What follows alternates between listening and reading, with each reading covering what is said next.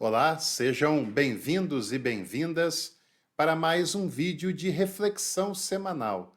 Conforme nós fizemos o desafio na semana passada, o tema mais indicado por quem participou nos comentários do vídeo de semana passada foram as bem-aventuranças.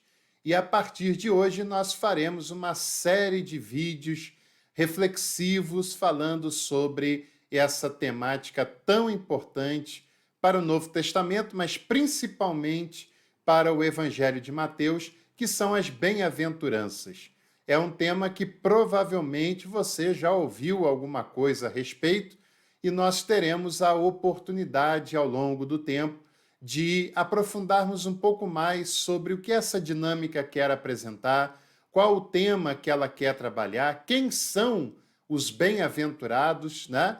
E o que significa na prática ser bem-aventurado, bem-aventurada.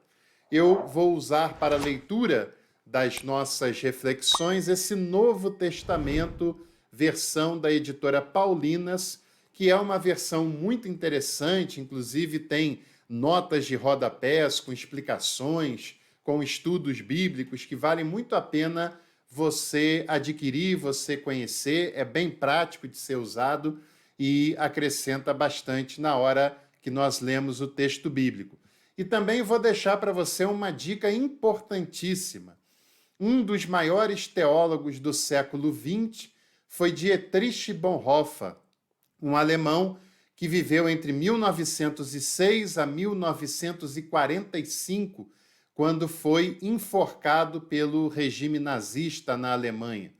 E uma das obras mais importantes da vida de Bonhoeffer é O Discipulado, que eu mostro aqui essa versão muito bem feita e traduzida pela editora Sinodal, e a obra-prima da vida de Dietrich Bonhoeffer, que é O Discipulado, é baseado nos textos das bem-aventuranças, é baseado no Sermão do Monte, e por isso vale muito a pena você compreender, enxergar, ler a visão que um dos maiores teólogos do século XX teve de uma das passagens mais marcantes dos evangelhos. Vale muito a pena, o link também estará aqui embaixo na descrição desse vídeo.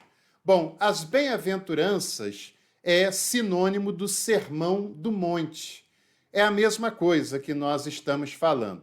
Para ser um pouco mais preciso, as bem-aventuranças é um trecho inicial do Sermão do Monte, mas faz parte desse sermão.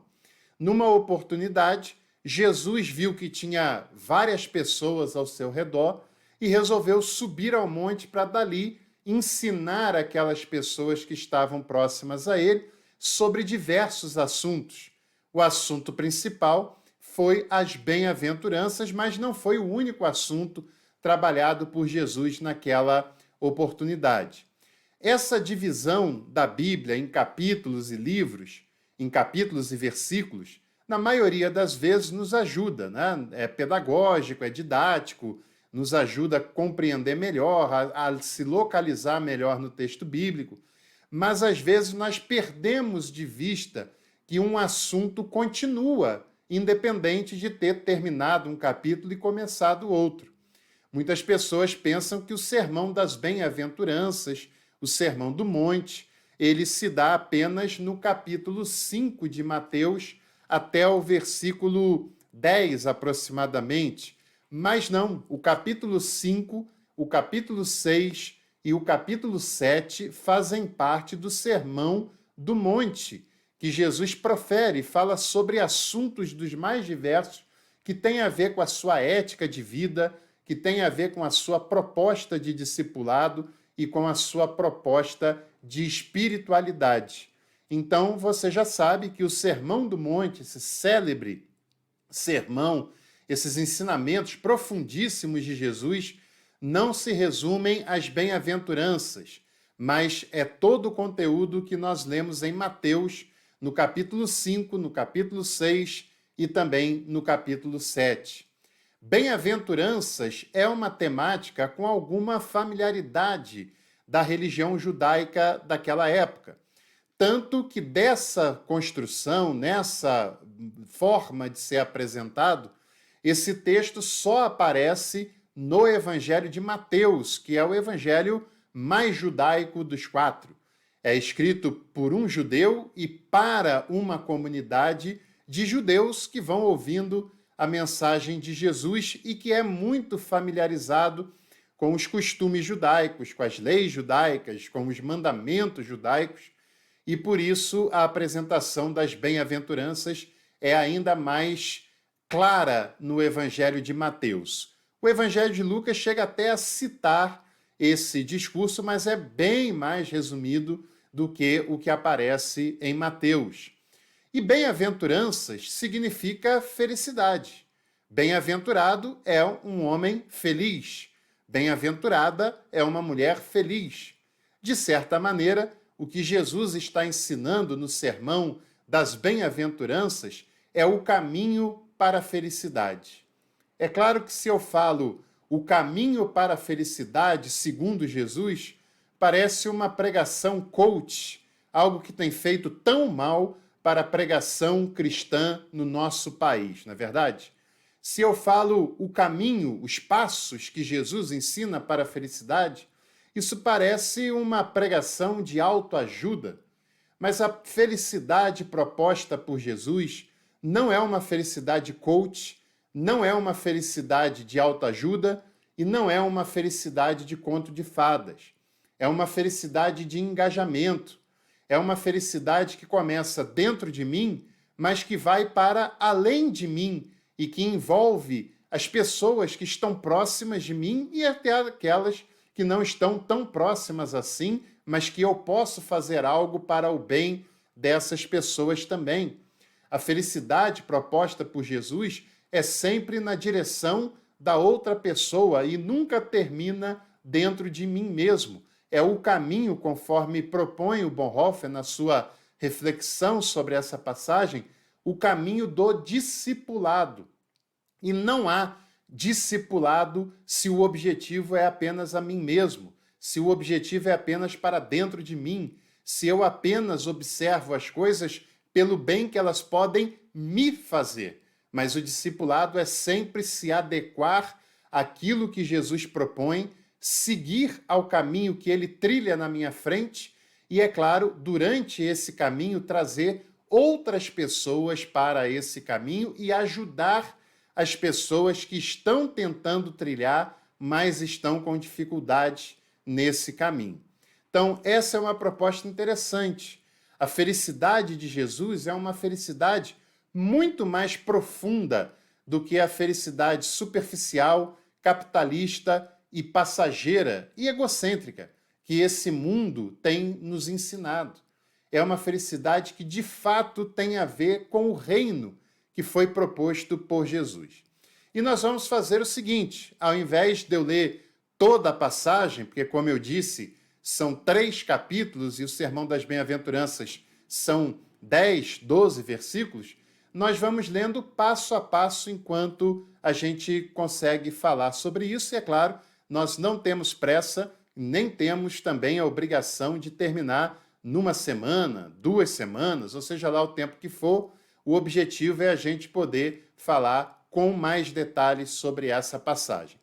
Mateus, capítulo 5, versículos 1, 2 e 3 dizem assim: Quando viu as multidões, subiu no monte, sentou-se e se aproximaram dele os seus discípulos. Tomando a palavra, ensinava-lhes assim: Bem-aventurados os que são pobres em espírito, porque deles é o reino dos céus.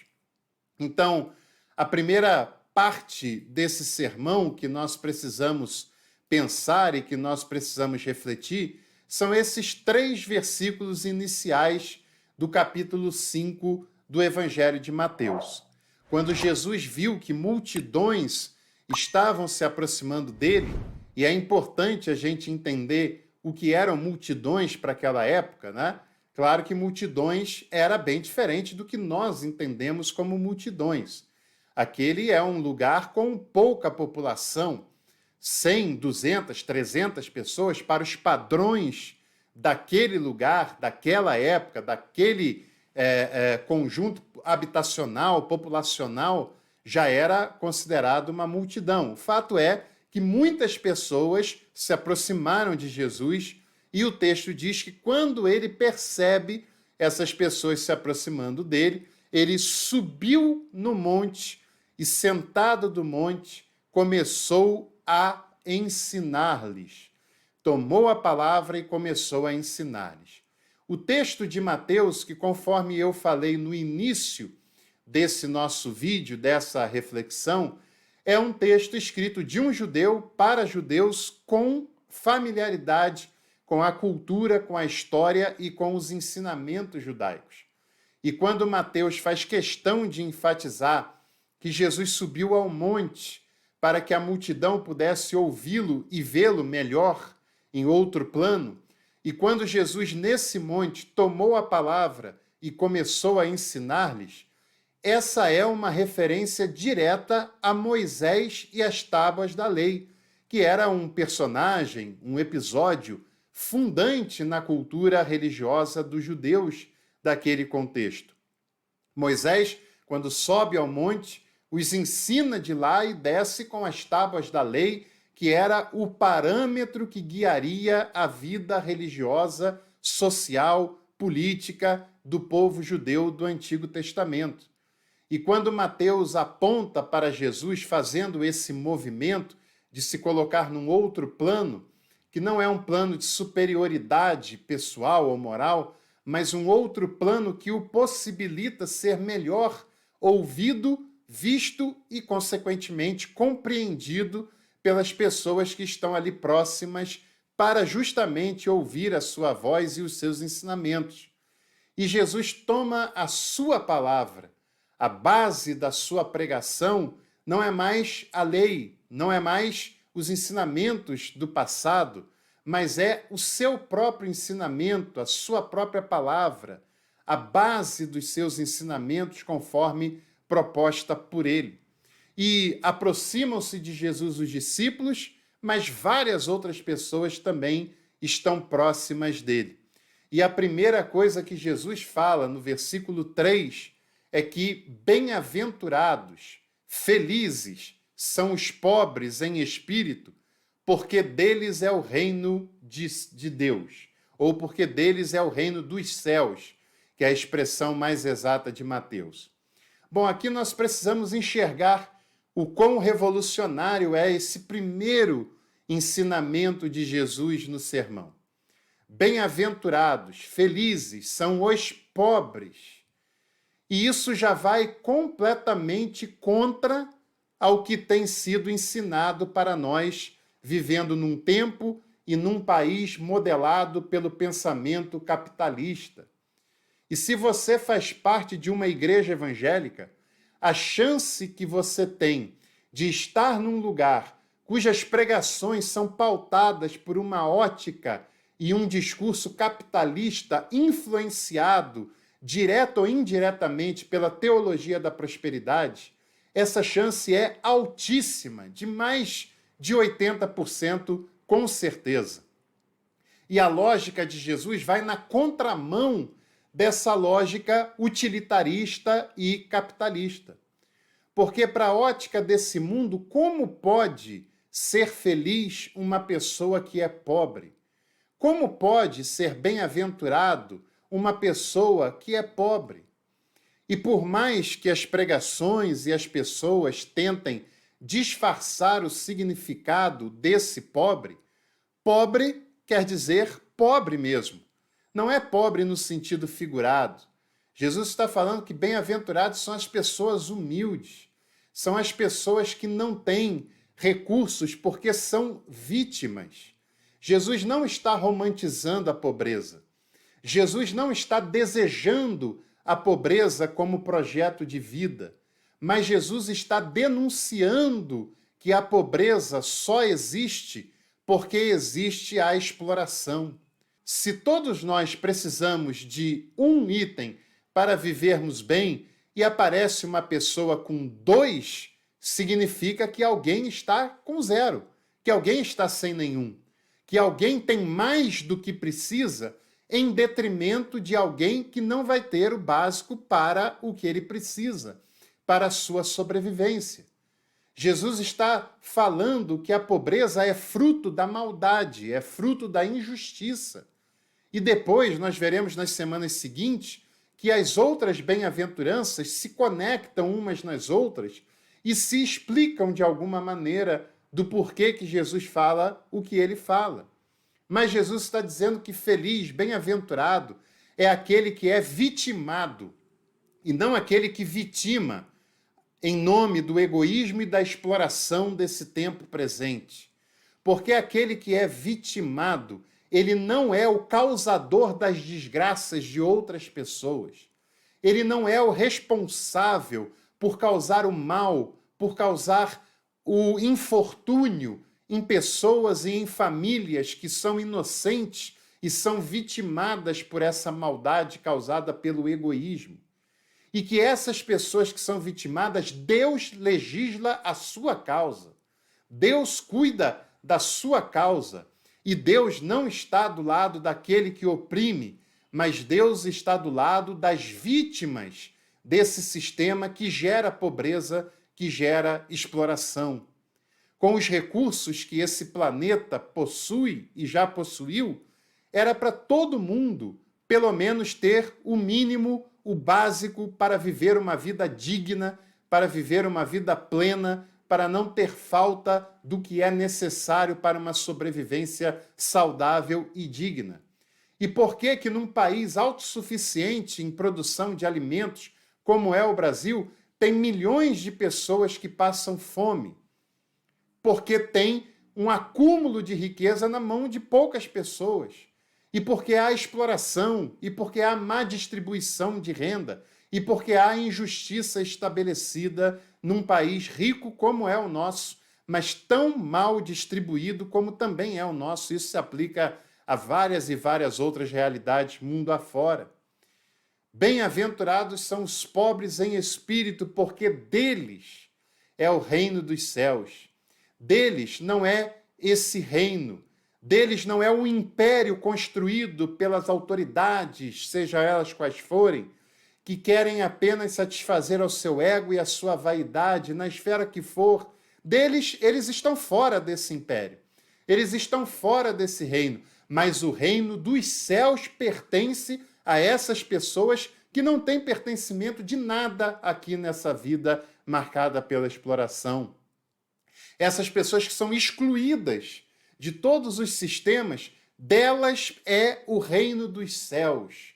Porque o reino dos céus não tem nada a ver com grandeza, não se engane. Não caia nessa pregação que alguns fazem. Reino de Deus e grandeza são opostos um do outro. O reino de Deus tem a ver com a simplicidade, com a humildade, tem a ver com aqueles que são vítimas da grandeza dos outros. E o reino de Deus pertence a essas pessoas que são excluídas desses sistemas. Outras coisas importantes que a gente tem a pensar nesse primeiro ensinamento. Olha, eu não roubei de ninguém, eu não fiz nada de desonesto nem de imoral para ter uma condição financeira melhor. Então eu estou fora disso? Não, porque o que Jesus está nos chamando é para que nós nos coloquemos como pobres, caso você tenha uma condição melhor e possa facilitar a vida de quem tem uma condição pior, de quem tem uma condição que não consegue sobreviver com dignidade. Que você assuma uma posição de estar do lado dessas pessoas que sofrem, que padecem, dessas pessoas do lado das quais Jesus esteve durante toda a sua vida e nos chama como seus discípulos para estar também. Que nós assumamos uma postura de humildade, de simplicidade, de não se sentir superior a quem quer que seja, de não achar que as pessoas têm o dever de nos bajular, de nos agradar, de nos enriquecer, seja da maneira que for, mas que nós temos o compromisso humano e solidário para com aqueles que têm menos do que nós.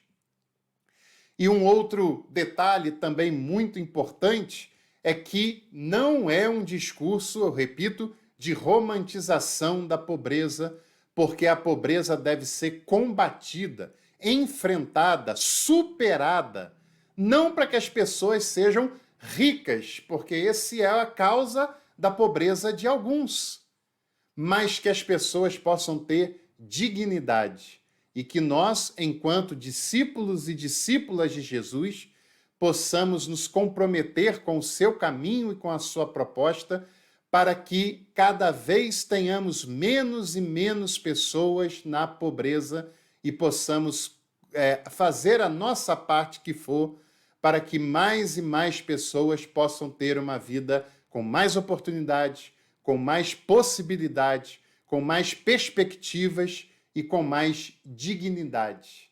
É para isso que Jesus nos chamou, e bem-aventurados, bem-aventuradas seremos nós que nos assumirmos essa postura e que nos comprometermos com a proposta de Jesus, que é uma proposta para o nosso bem, para a nossa satisfação, em prol da outra pessoa que sofre mais do que nós. Claro que nós só fizemos uma introdução e só falamos da primeira das bem-aventuranças hoje, no versículo 3, mas é claro também que semana que vem eu volto junto com você para que a gente dê continuidade às bem-aventuranças propostas por Jesus no Sermão do Monte. E antes de encerrar, eu quero lhe fazer um convite para você estudar a fundo teologia conosco. Você tem duas alternativas. Uma é assinando ao Café Completo, paga R$ 29,99 por mês e tem acesso a um curso básico de teologia. E o outro é um aprofundamento em Novo Testamento no plano Café Master, R$ 49,99 por mês, que dá acesso ao outro curso e a todos os benefícios do canal. Aproveita e olhe na descrição também os cursos que nós temos à sua disposição para ver a hora que você quiser e puder. Desejo que você e toda a sua família tenham uma semana de paz, de perspectivas, da felicidade proposta por Jesus e que nas próximas oportunidades estejamos juntos aqui tomando um café com teologia. Te vejo nas próximas.